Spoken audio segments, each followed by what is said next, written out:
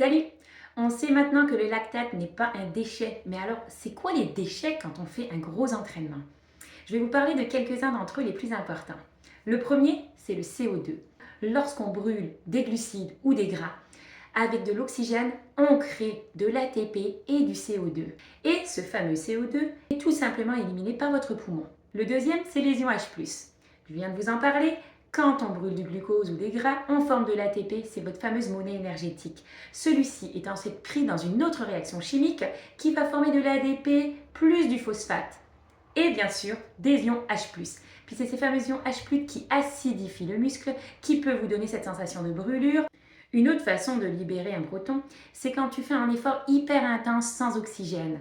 C'est la deuxième réaction, encore une fois la libération d'un H+, qui acidifie encore une fois le milieu. Comment on les élimine ceux-là? Facile. Ils sont pris dans la circulation sanguine, par notre lymphe, ils sont tamponnés par nos bicarbonates dans la réaction que je vous montre ici, et c'est comme ça qu'on se libère de l'acidité musculaire. Parlons des radicaux libres. Ceux-là, ils sont créés encore une fois lors de la glycolyse. Il arrive en fait qu'il y a un électron qui ne se détache pas comme il faut, qui fait vie à part et qui provoque en fait la génération d'espèces réactives à l'oxygène. Dans les petites équations chimiques que je vous ai mis ici, vous voyez que j'ai repris la combustion des glucides qui justement utilisent l'oxygène pour former H2O et des fois il y a un problème, cet oxygène-là ne capte pas comme il faut les électrons et il va y avoir formation de O2-.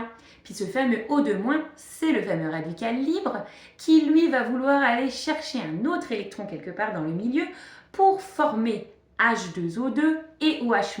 Puis ce OH- là, attention, c'est certainement la molécule la plus méchante que vous pouvez avoir dans votre organisme.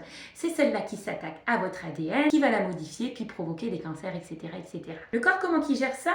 Le but, c'est pas d'éliminer, mais c'est plutôt de les capturer. C'est pour ça qu'on mange des antioxydants, puis c'est le rôle justement de ces aliments-là de venir capturer ces électrons libres et de s'en débarrasser en formant des nouvelles molécules moins réactives, qui sont ensuite éliminées donc par la sueur, par l'urine, etc.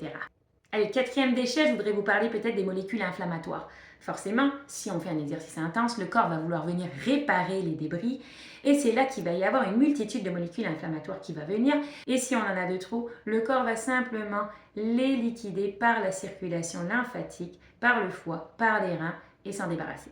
Donc voilà, tout s'explique. On a des courbatures, on a des brûlures dans les muscles, non pas par les lactates, mais par ces processus-là. Et vous comprenez que le corps est quand même suffisamment pour s'adapter, suffisamment bon pour les éliminer. Donc voilà, prenez soin de vous, à bientôt!